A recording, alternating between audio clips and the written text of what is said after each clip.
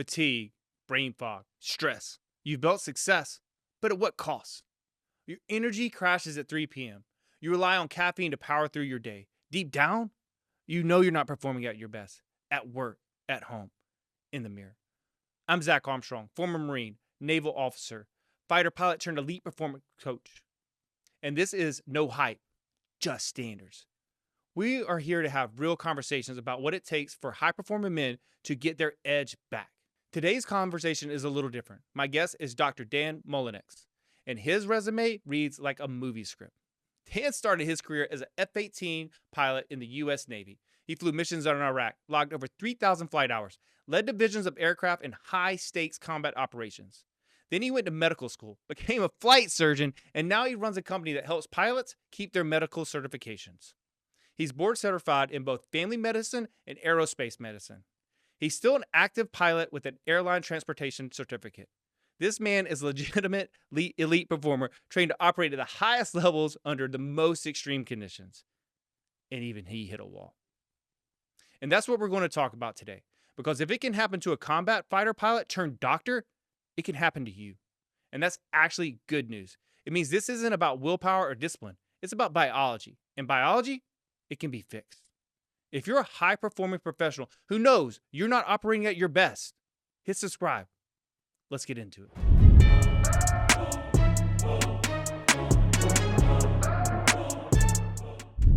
Hey, Dan. So tell me, how did you end up in a cockpit of an F-18? Great question. I think, first off, why did I end up there? Yeah. You know, and I think I was somebody who was really lucky. I got to see Top Gun in the theater with my dad when I was 10 years old, and realized that that was actually, unlike Star Wars or Star Trek and all these fantasy things, it was a cool job you could actually do. And I was pretty sold on it from that point forward. So, you know, I think that was a focus and a dream from the time I was in early childhood. And I just was lucky enough to make it in through the selection process and perform well enough in flight school that, you know, find myself with the opportunity to train and made it through. Got to live out a childhood dream. Yeah. Did you want to be Maverick or Iceman there when you watched it? I think everybody, you know, responsibly, I should probably say Iceman. He's the better role model, right? But I think, you know, obviously, you know, I think the Maverick's the protagonist for a reason. Everybody's got a certain amount of romance with him. Sure. For those who don't know, can you kind of run us through what it takes through the selection process and how to become a F-18 pilot? Sure. I mean, obviously, I think there's some amount of misnomer that you have to be perfect academically and genius level or intelligence or something to make it through, and that's not really the case. I think you have to do above average in terms of academics, but there is a fairly rigorous selection process, and a big part of that is just the physical attributes they look for, right? So, for military flying, you've got to have good eyesight. You can't have any major medical history or significant injuries, and so there's a lot of people that get weeded out from eligibility just on the basis of those things. But once you have your foot through the door and you meet those standards, it starts out with everybody going through an academic portion of ground school training, and you start just accumulating grades and class rank against other pilots going through the training process. So you go from academics into a training pipeline, usually beginning in a single engine propeller driven airplane. Back when I was going through flight school, that happened in the T-34C Turbo Mentor, which is an iconic airplane. It was in service for decades. Yeah. And based on how you do in primary flight school, then you're selected into, depending on it's based on not only your class rank, but the number of training slots the Navy happens to have at that time when you're being selected. And you can you can be selected to fly in helicopters or big wing maritime platforms. In my time, that was the P3. Now there's the P8, but these are bigger multi-crew airplanes that people fly around, or jets is the other, the carrier-based jets is the other major platform. Tailhook. Yep, tailhook carrier-based aviation. And generally speaking, you have to be in the top 50% or so of people and of selection candidates. But then again, depending on the quotas they have, typically in reality you have to be in the top half to be eligible, but then you have to do significantly better to actually be selected. Yeah, to kind of weed yourself up. You flew combat missions in Iraq. Without getting into anything too classified, what did that look like, and how demanding was it physically and mentally? Um, I think you'll probably hear from just about every combat pilot that there's always a significant portion of just monotony. So a typical mission would last 3.5, 4 hours, and Right. we would start launching off the carrier in the Gulf, and then transiting to do some aerial refueling, usually over Kuwait, before we would actually make it into go into country, into Iraq, and do the mission itself. And so that transit and getting gas would usually be, call it an hour on the front side of the mission, and then you would go in and execute the actual mission, whether that be close air support or a pre-planned strike, or there was different other support roles that would fill sometimes, and that would usually be maybe an hour and a half in there, and then we'd have to get gas again before we'd fly back out to the carrier. And so that would add another hour onto the flight. And so there's just so that was the mission execution itself. And I think before that, I think probably what people don't really appreciate is just the amount of pre-flight planning and preparation and chart study and that goes into every single mission, because battlefield's changing rapidly, and you have to, before you go in there and start trying to fly through that battle space, you have to understand where the enemy positions are, where the forward line troop advance is, and all the different threats and resources that you have out there. And that in a dynamically changing environment, I think you have hours of preparation that goes into just understanding what the mission is, and then hours of execution to do it. Yeah. And then of course, then you come back and get ready to do it again the next day. Yeah, just downloading all the missions into the card before you put it in. And then what about any close calls? Any bingos, fuels there when you're on the way back?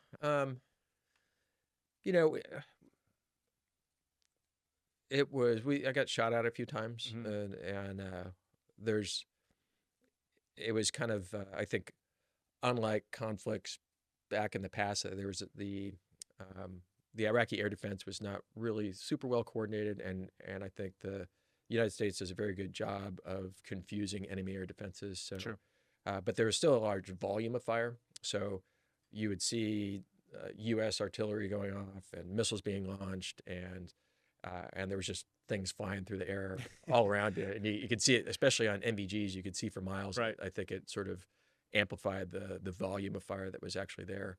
But there's definitely a few times where I could tell there was anti-aircraft artillery that was aimed specifically at me and was tracking me through the sky. So that was a little bit harrowing. It's interesting. There's a saying that you're really never going to get shot down by the thing that you see. Yeah. And in a lot of ways, seeing things shot at you is much like trying to catch a fly ball in the baseball field, where you can tell coming off the bat that it's coming to me in right field, or no, it's going over to the Can evade. guy, right? And so, but it's still the reality check of knowing that there's people actually trying to shoot at you and kill you is a little bit not a little bit outside your typical day to day. Sure. And then there was a few times where we really got fairly low on gas, and that's usually there's options. Obviously, you have divert options, and if we can't make it back to the carrier, there's other so I don't think I was ever really an extremist to the point that I thought I was going to fall out of the sky for not having gas, but definitely there's a few times that it got interesting. Yeah. Okay. Then you went to medical school, became a flight surgeon, got board certified in 2 specialties. Mm-hmm. When did you sleep? Well, I wasn't doing it all at the same time. Right. No, I think, again, I feel really lucky that I got to live really 2 childhood dreams. Yeah. And even though I had been focused on aviation from very early on, I'd always had an interest in going into medicine as well. And as I was getting toward the end of my initial aviation commitment, I never got bored of flying airplanes. I think that'll always kind of be my first professional passion anyway. Sure. But I also, looking down the road 10 or 15 years from there, at the time didn't really want to be just an airline pilot. I didn't want to become an admiral. I wasn't quite driven for the career progression in that way. And Hence Maverick. and yeah, right, exactly. So you see these themes coming together, right? Yeah. Exactly. And I had an opportunity where I was I could stay in the military, Yeah. maintain a salary, go to med school for free. It's a fantastic program. And so I was able to study for the prereq. So I was an instructor, actually just down the road at 101. at 101, yeah, VMFAT 101, which is a Marine Corps F-18 instructional squadron up in Miramar, California. And so was able to get into medical school, of course. And so careful what you wish for, I guess. Yeah. And from that point, I transitioned out of the line military. In fact, I had to resign my commission as a lieutenant commander to start all the way back over as an ensign in the medical Nice. corps to begin med school and go through that process. So from that point forward, I was pretty much I was focused full time as a medical student, and so there wasn't a lot of sleep, but at least I was on a schedule. And it wasn't having to fly as well as do all that stuff. Gotcha. I dug up something from 1994. You wrote an essay in a daily journal when you graduated high school. You wrote, "Experience has its own lessons to teach. 30 years later, having flown combat missions and become a doctor, what lessons has experience actually taught you?" You had to dig for that article. Yeah. The Ukiah Daily Journal was my Yeah. hometown newspaper, and I think they went out of business in 2009, if I'm not mistaken. So I'm impressed with the research. But no, I think what has experience taught me? I think I've had great opportunity. I got to fly F-18s. I got to go to medical school. I was lucky enough to get my residencies of choice.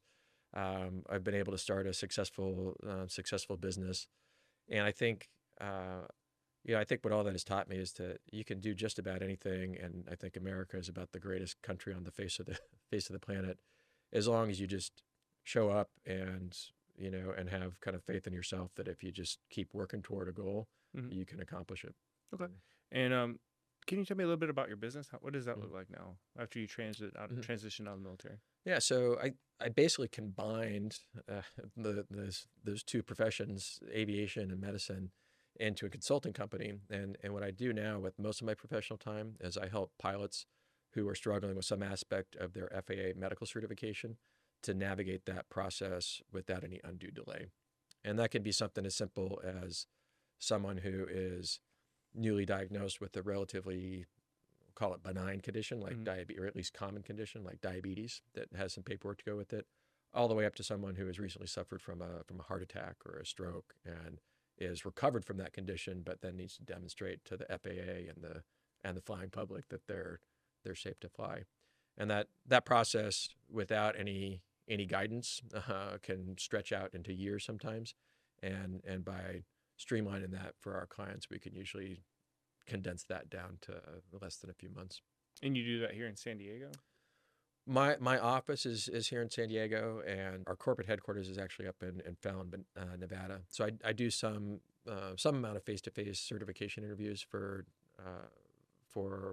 pilots, but the bulk of our consulting business is actually we can do worldwide and certainly nationwide as a remote consultation service. That's great. So you're able to help everybody from the United States to worldwide with their FAA certifications. That's great. Yep. So here you are, a guy who's flown combat missions, went to med school, built a business. At what point did you kind of realize, like, hey, I'm not my same self. I don't have the same energy levels. Maybe I can.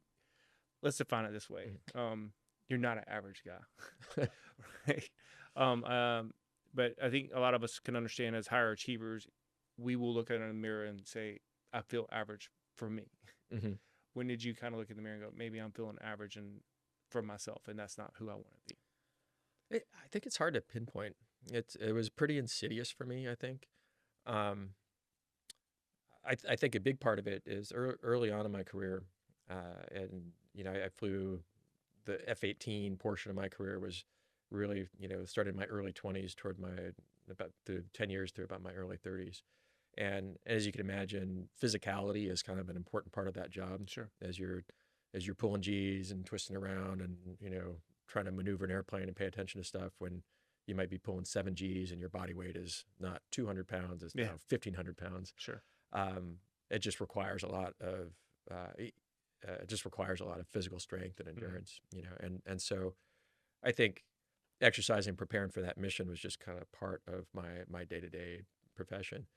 And then as I got into medicine and more, more academic pursuits, um, I think physicality just became less important, and I just prioritized it less and less, and I was still active enough that I don't think I really noticed much.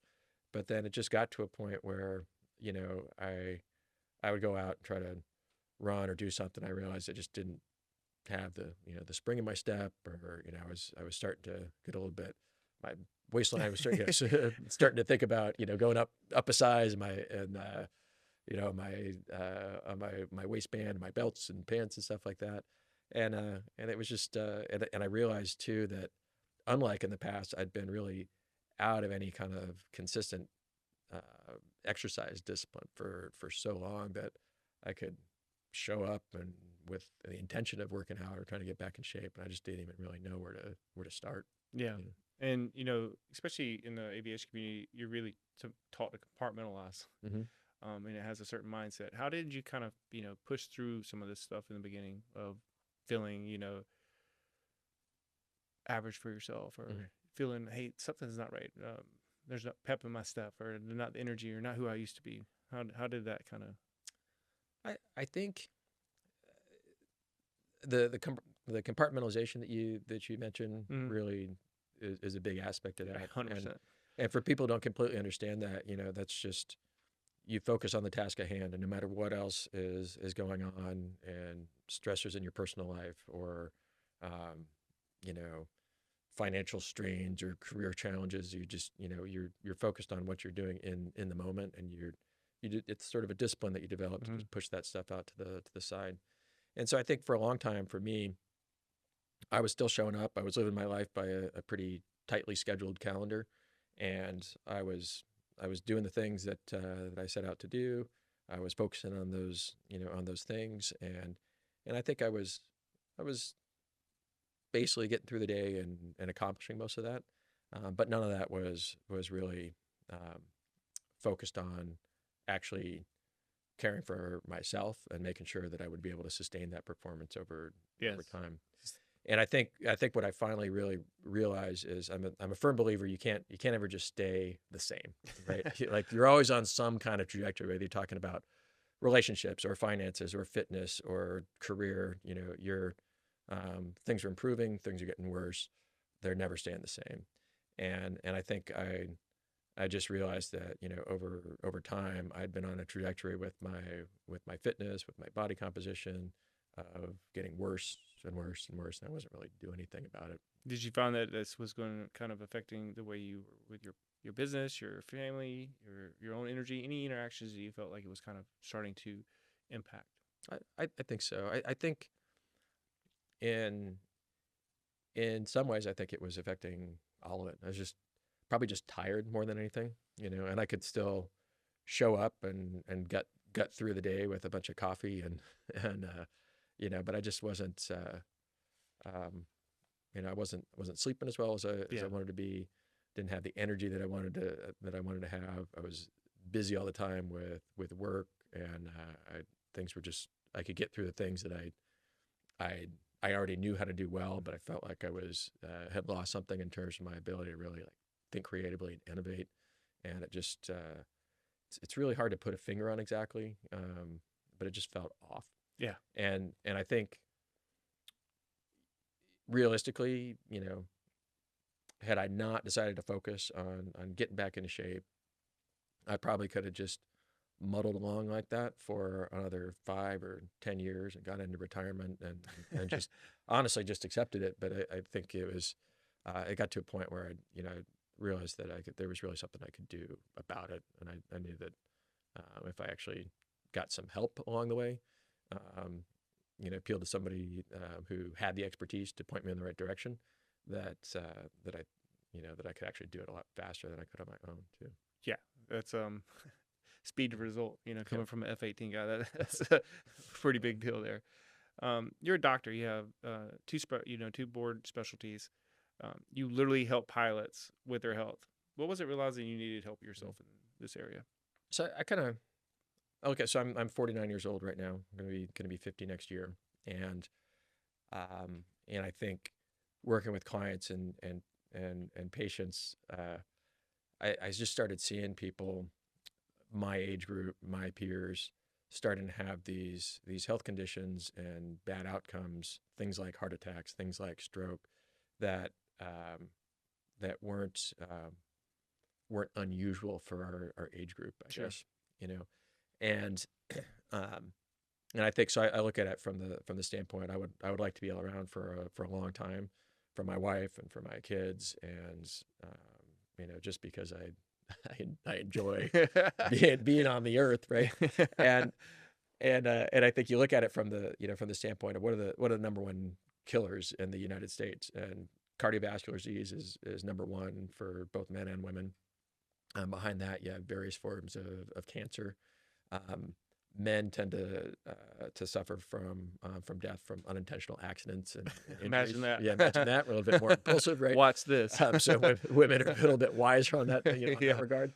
And then from there, it kind of respiratory diseases are kind of round that out, and then there's some but those are the big ones. Mhm. The leading causes start to drop off from there, and really those are all preventable things.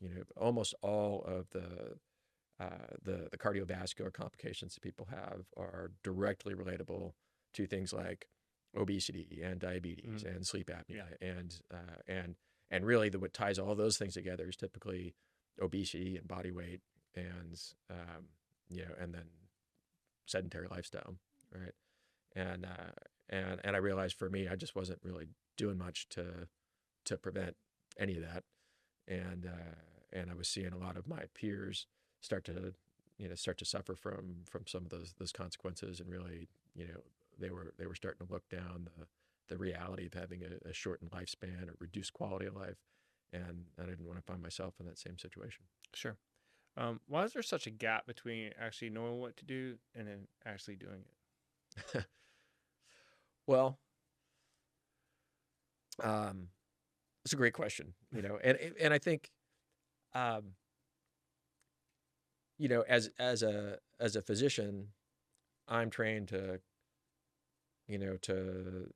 look at people's vital signs and physical exam and height and weight and lab values, and kind of figure out what's going on with them, and provide solutions.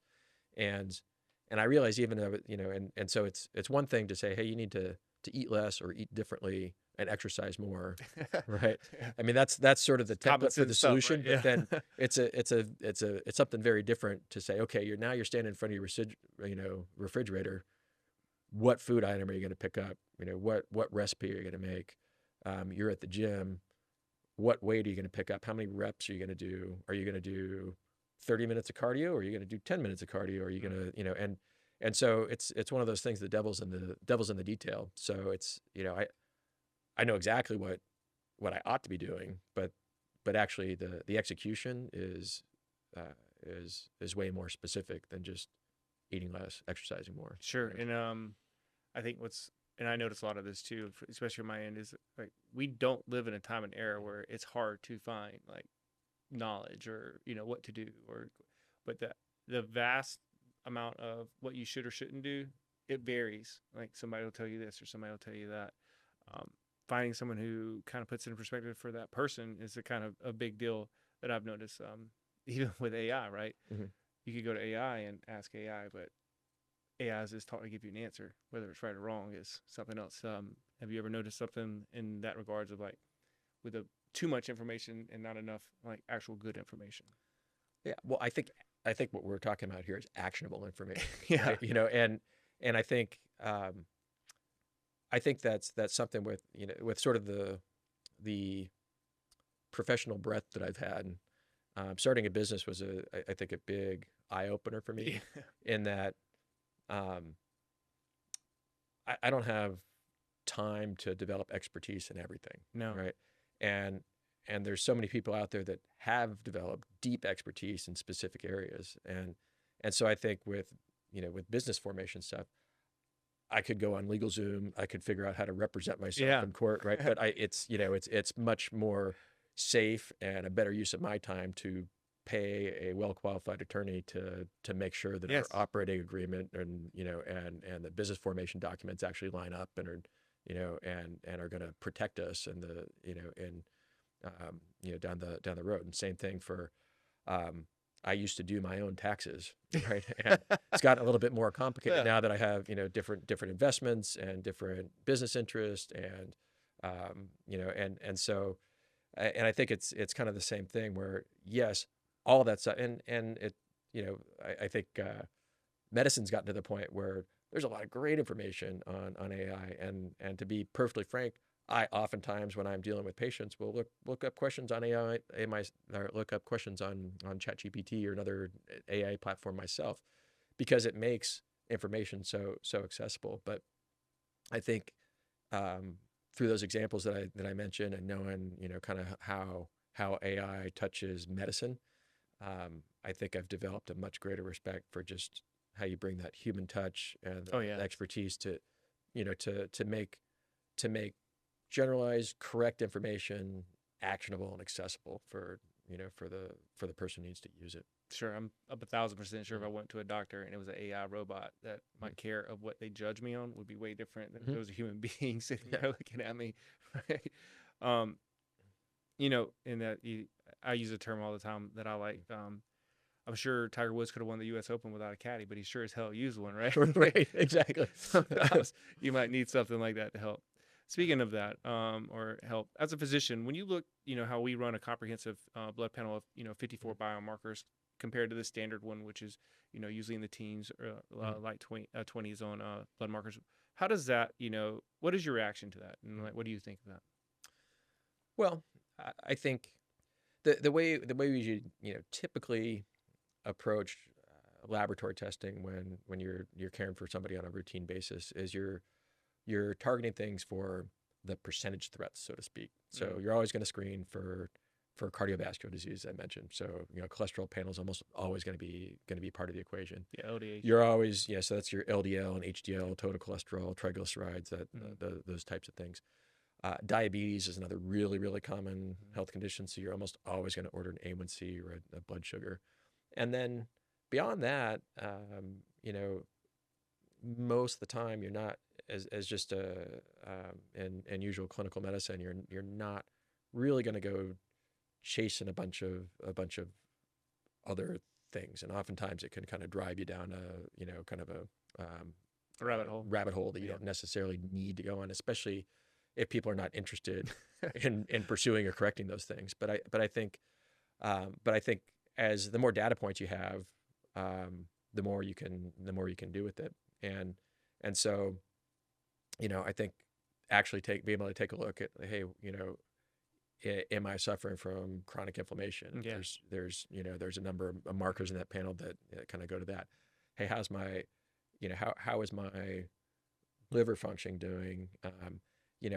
And oftentimes maybe you're not going to do much with that information, but at least it lets you start thinking about, okay, like how energy, right, energy, and it can feed the information. Then maybe you're not going to prescribe something, but if you're actually interested in optimizing your performance, hey, I'm a little bit dehydrated, based on my kidney function panel, I'm going to drink more water, right? And so I think there's a lot that you can do with it. Sure. And I think you said something interesting right there that I really try to harp on is like a lot of and I don't think it's a big secret, our medical industry as a whole is kind of reactive, not necessarily preventative. And when we look at these panels, they're more of like the checking the boxes. They're for reactive, or hey, does this person need medication? Do they have any outliers? Not built for performance. When you look at this and how like my team and I frame the blood work to make the program about somebody, how would this be advantageous to a person to know these things, or to have a program that's prescribed to them based on their blood actual biomarkers or actual genetic makeup, right? Well, I think testosterone is always a hot topic, right? Yes. And I I tend to be philosophically somewhat of a minimalist in terms of my prescribing patterns and supplementation. But I think testosterone brings up a great discussion where uh, some level of testosterone deficiency is super common in middle-aged men, and testosterone levels tend to decline over time, right? We know that there's good data on that. Um, why that happens is somewhat variable, and so there's certainly people who absolutely would benefit from testosterone supplementation, Sure. and that's and can make. We were talking about the specific patient of mine before the show who had life-changing results from beginning testosterone supplementation after going through the right diagnostic chain. Right. For many other people, what else lowers testosterone is obesity, Yep. lack of sleep, sleep apnea, diabetes, chronic inflammation, and all these things that we kind of talk about. So yes, the low testosterone is an issue and something to target as maybe kind of as an outcome or really important biomarker. But it's not necessarily, hey, we're going to jump right to testosterone supplementation or anything like that, right? It's like, hey, let's get this data. Let's actually put some time to thinking about for you, individualized for you. What do all these things mean, and what can we do to address that?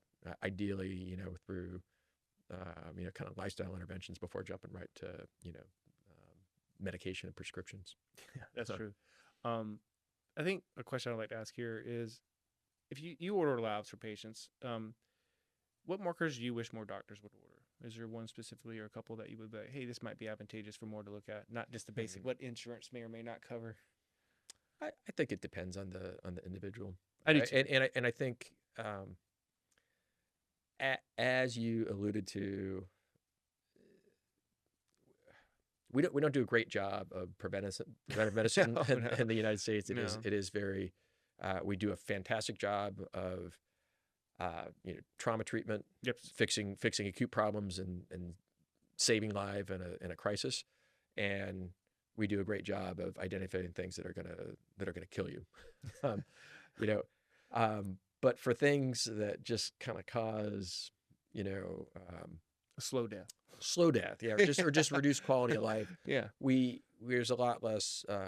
We don't have as much data on it because No. it's what to do about it is much more nuanced, and so many of it's really hard.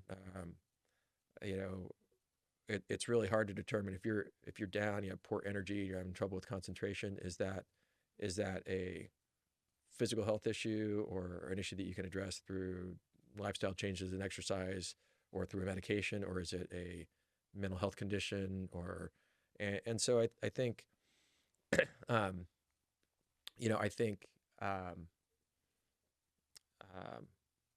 I'm a big believer that almost everyone in their 40s and above, I mean, even starting earlier, should really actually have a primary care doctor who knows about them as an individual and can help to make some of those decisions about which labs to order, which ones are appropriate, because I think it really I think the more motivated you are to engage with your own care and investigate, and the more interested you are in what those things mean, the more it makes sense to do testing.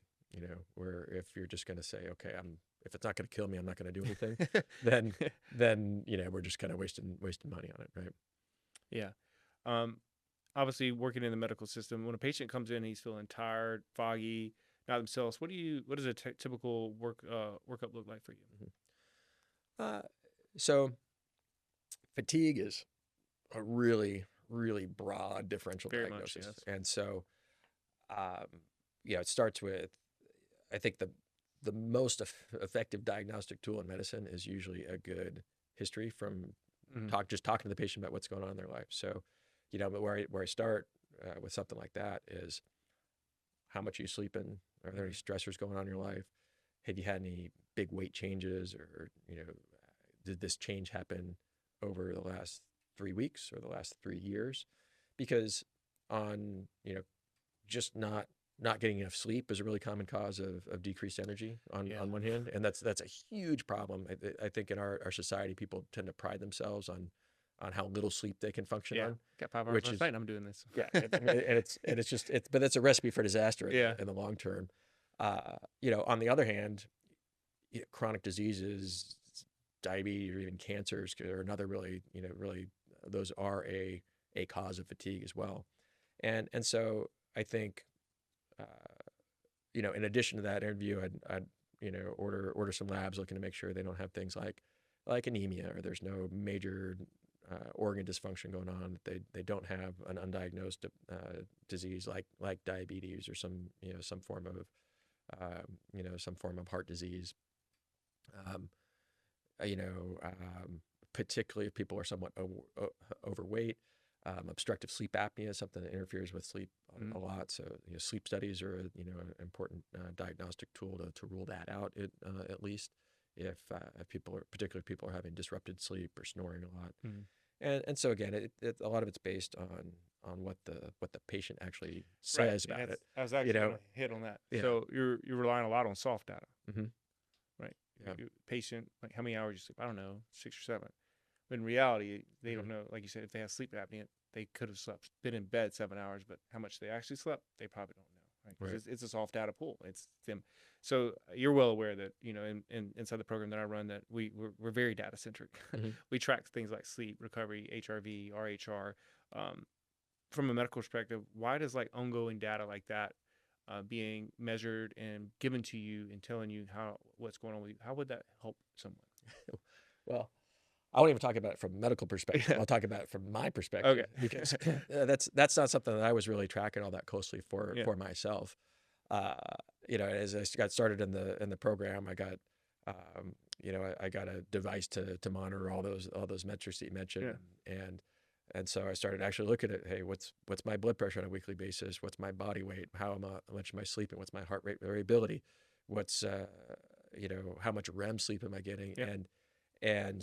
And you can, and it's amazing when you're actually looking at it, you can really see the effects, how your behavior affects your actual physiology. And it's when you have that data, like, I think it gives you a lot of power in order to change what you're doing. And it can be, an example this weekend is, I had opened up my app and I'm looking at, through the program, and it's saying, hey, you have a sleep deficit of 3 hours or something like that. And so rather than brewing another pot of coffee and working 2 hours in the night, I went to bed early and I slept late, and got 9 hours of sleep instead of the 7 that I kind of had planned. And lo and behold, I went to the gym the next day and had one of the better workouts I had in the last couple of weeks. And so I think it's amazing when you bring that data to bear and you actually incorporate it and make behavioral changes based on what it tells you. It really enhances the effectiveness of the program you're trying to run. And I always laugh at this one because I'm a crazy person when it comes to sleep sometimes. We always set a time to wake up. Like if I ask you what time you wake up in the morning, you'll be exact 6:15 because you set your alarm. If I ask you what time you go to bed, I don't know, like sometime between like 8, 9:30, something like that. We never set a time to go to bed. And it's funny from a perspective point. Why would we do that as humans? What would you say on that? I know it's a open-ended question, but for me, it's always fascinating how we set our time to wake up, but never go to sleep. Yeah.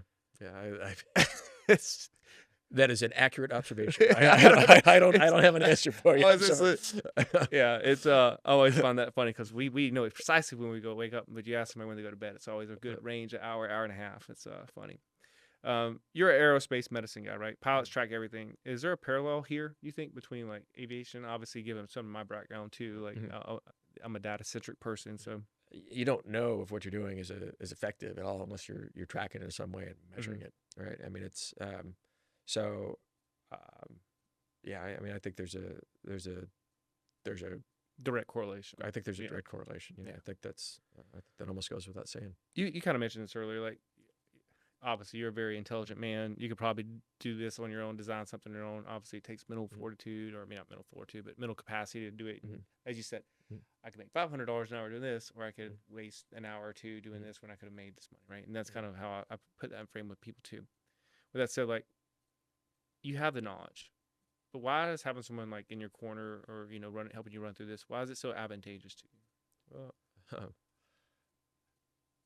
I think what the Woody Allen quote, right? 80% of life is just showing up. You know, I feel like I have the ability to show up, and it's a bit of decision fatigue. You know, I go through my Yes. I go through my I go through my day-to-day life, and almost every interaction I have is somebody asking me to solve a problem for them, or asking me to figure something out, or uh, and and I've developed a lot of expertise, and I'm able to do that.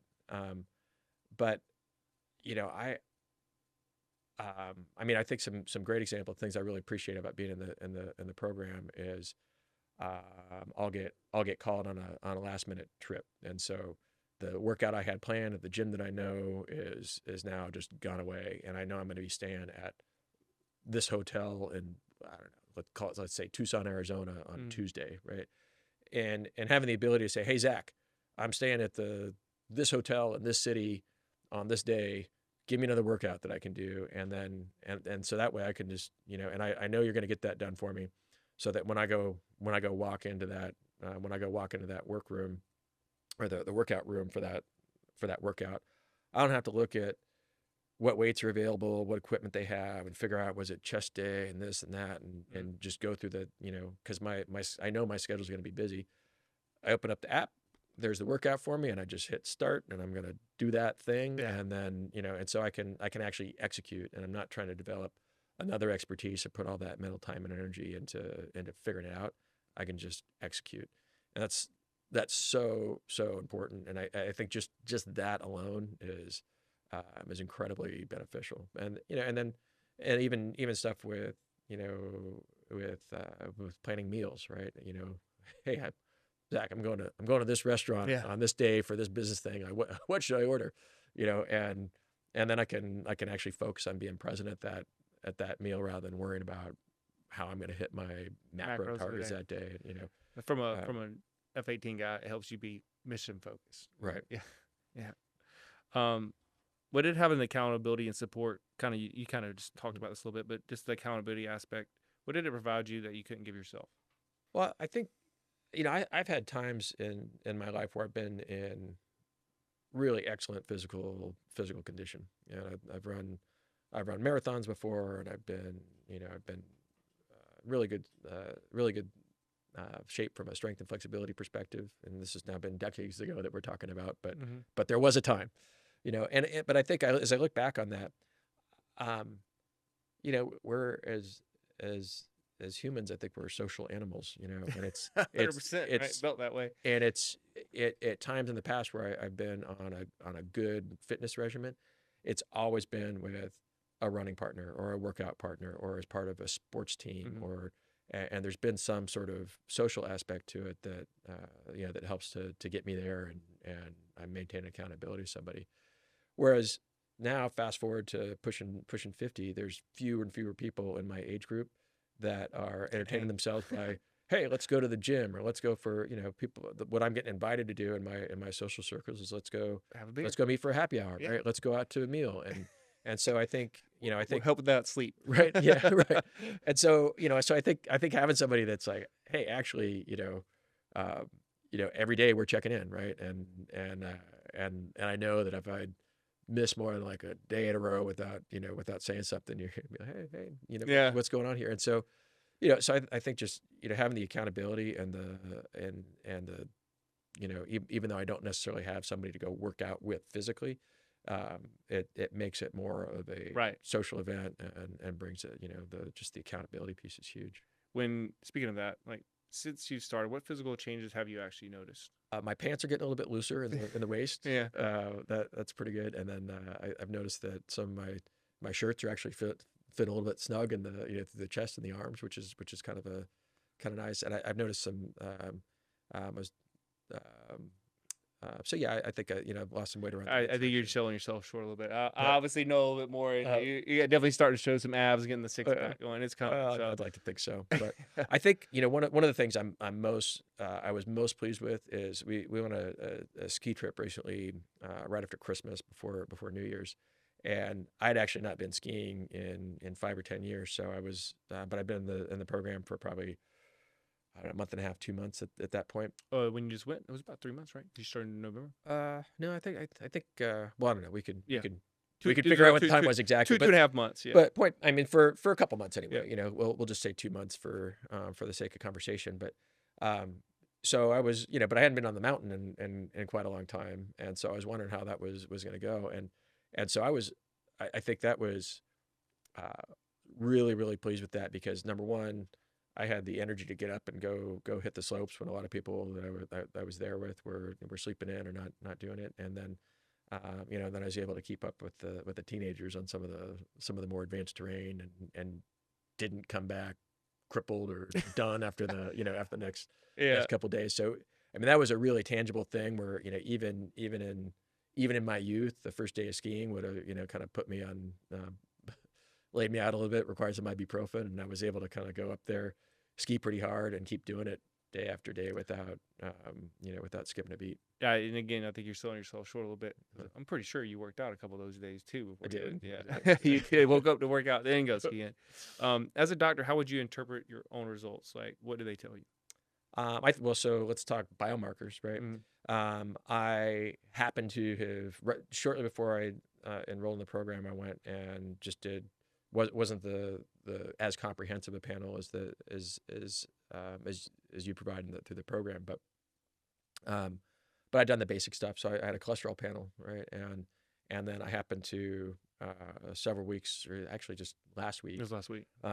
End up having I was redoing some life insurance stuff, so they did a blood draw for that, and I was comparing those results. My LDL, which is the low density lipoprotein, the bad cholesterol, so to speak.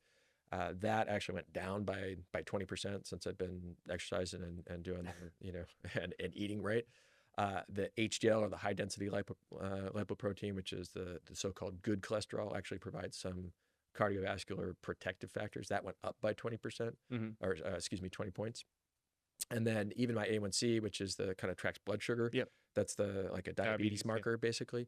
I've never been close to the pre-diabetes markers, but so like above 6.0s, you start to worry about glucose intolerance. I wasn't touching those numbers, but had been in the 5s before, and that was down below I think 4.8 was my most recent one. And so really, I mean, that delta was, really a tangible change in terms of that. So data there. What's actual data. Yeah. Well, yeah. And then I could tell things that we look at in medicine, right? My BMI is down, my body fat percentage is down, my visceral fat is down, and more than anything, I just feel better, and I think that's a good thing. Expounding on that, because I often tell people, everybody comes in to the program, almost everybody, not everybody, but they come in with the ideology of, I'm going to look this way physically, but at the end of the program, no one actually ever talks about how they look. They do a little bit, but they always talk about how they feel. It's amazing how that always works. It's always about how much better they feel, and that comes from energy and focus. Like, do these show up differently now for you now, and how you work with your children, like when you were skiing, or with patients, or just overall life? I think so. Yeah, I just it's I think it's really subtle in the beginning. I'll be honest with you. The first week, I looked at the volume of work I was going to be doing, and I think the first time we actually met in person was after I'd been in the program for a week or two, and I could barely stand or walk. Yeah. Would have loved to do some labs to see how much muscle tissue was impacting my kidney function at that point. But I recovered from the initial week, and and it's just just getting in the gym and doing the workouts themselves have gotten easier. When I got to lay down to go to sleep at night, I'm pretty much just out in a matter of minutes, and which is fantastic. I wasn't somebody who ever like laid awake staring at the ceiling all night, but it's pretty nice now to be able to just go to sleep at night, put my head on the pillow, and then 5 minutes later I'm out. I'm out. And then I had another really salient point that I just completely escaped my mind. I'll get back to it. All right. How about this then? For the guys that are watching right now, and they're thinking, "Hey, I've got this. I don't need help." As not just from a person who's doing the program, but as a doctor, what would you say to them? Well, I think you use the example when we were talking at some point in the past of looking at this kind of like an investment portfolio, right? Sure Where have. if you start early, you start putting small deposits in the bank, and it builds up over time. Before you know it, you're sitting on a really substantial nest egg that you can kind of allows you to weather some storms Hmm. as you go through it. And I look at it the same way. Um, I I could have come up with a program on my own. I probably could have lost some weight by going to Chat GPT and Yeah. figuring out like which macros I had to do. I probably could have cobbled together a decently effective workout program. Um, but I can tell you with certainty that had I probably would have just kept kicking the can down the road. Yes, as most Where people like would. and I think yesterday was actually National Quit Day, where people who are starting January 1st and on January. but Yeah. so I think for me the biggest thing I know for certain had I with all the same great intentions had I tried to come up with a workout and diet program on my own, um, the chance that I would or the likelihood that I would be 70 days into an effective program already is precisely zero. I would have Yes. showed up.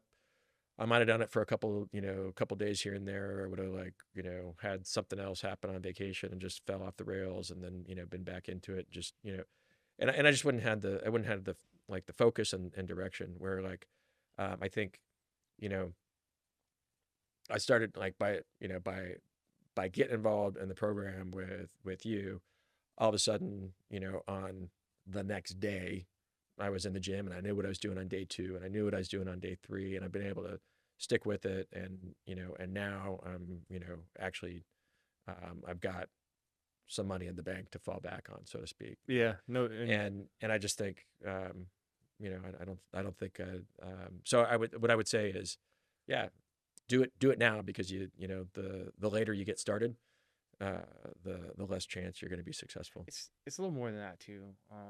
And I always say this to almost every person who joins the program. At some point, you look back and you go, "Who the hell is that guy?" Right? Because you start changing small changes, lead to some like you change the fabric of your being. Like there's no chance. It's like, hey, you're flying to a weary little hotel in Tucson, Arizona. You're working out. There's no chance you're working out before you're skiing Right. at almost 50 years old, going out with your kids. Um, from that perspective, do you even have to ask yourself, like, or do you even have to say, I got to do this tomorrow? Or is it just like, all right, what am I doing after this? Do you feel like you've gotten to that point to where that's who you are Yeah.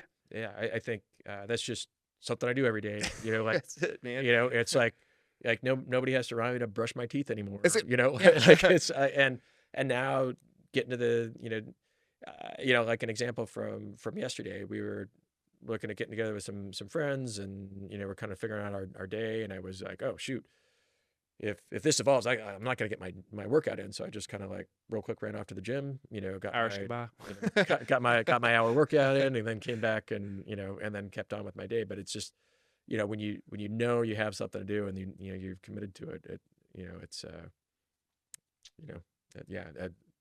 But no, I don't even think about it anymore. Okay. And then I think I'll ask this for the last question for you. If you had any advice to the viewers, to as a both, if they were a client and as as your physician, if you were talking to the person out there, like maybe thinking about something, what would you tell them to do or Uh, advise them to do? Not like tell in them. terms of contemplating like getting into Yes. the program Sure. specific, or Yeah.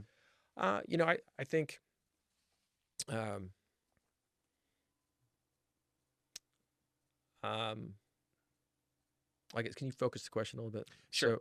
So If for the guy who's like you in your mhm, position, like, hey, noticing he's a most people I work with pretty high achievers. mhm, They're high standards. Maybe considering themselves average mhm. right now. Maybe considering themselves like maybe need help or on the fence. What would you tell them as a doctor and as a someone who's a client now? What would you tell them? Uh, Advise them on? I think probably that a little bit of humility goes a long way. You know, and That's what's funny about people would think being a yeah, pilot doesn't give you that, but it. well, and I think and I think people um in sort of um high performance careers, or I think F-18 flying is a great example Yeah. because we have a brief execute debrief structure, And you might go out and do a mission that to all the world looks like you're the best in the world. And there's maybe only people involved in that mission. And there's, it's a small percentage of military pilots get to do this type of thing. Can really tell the difference between perfection and, near mission failure, And when you debrief these things, you only focus on what goes wrong, right? Right. You never come back and just slap high fives and say, "Hey, everything was great." You're focused on how can we do things better, and you're preoccupied with with failure. And I think the more dynamic and demanding your career is, and the more it's like that, where you understand you understand what you know in your profession or your discipline that other people don't know. It's kind of the same thing with this. I thought I knew a little bit about working out and fitness and diet, and I think as I get into it and start and kind of actually accepting some guidance from somebody who does know something about fitness at that level of expertise, there's a lot I didn't know what I didn't know, and I think I'm much better for just admitting that and accepting the guidance and kind of putting some faith in the program and just marching on with it. All right. Well, I appreciate you coming on today. And, for anybody that's out there looking to get a FAA certification, how can they reach you? Sure. So the best thing, is particularly for if you're struggling with an FAA medical certificate, need some help there. Wingmanmed.com is our website. And we offer free consults to people who need them. So there's a big button if you go onto the webpage and just click on it. That's a great way to get in touch there. If you are a pilot who's in San Diego, or either because you live here or might be traveling through, I do certification exams most days out of the week. My office is near Bay Park or Mission Bay, and so again, don't necessarily go to the internet, but if you go to Google Maps and same thing, Wingman Med. Look for that. You're gonna see me on Google Maps. Okay, good. So we got you there. What about anything on social media they can touch you? Yeah. We wingmanmed.com. We've got all the social media links. We're on X and LinkedIn and Facebook and all those things. So okay. Well, we appreciate your time and talk to you later. It's a pleasure. Thanks for having me. Thanks, Dan. Yep. Dan, thank you, brother. I think a lot of guys needed to hear this. Here's what I want you to take away from this episode. Dan flew combat missions in an F-18. He went to medical school.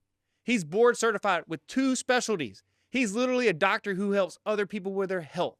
And even he hit a wall. Even he needed help. So if you're sitting there and thinking, I should be able to figure this out on my own, let it go.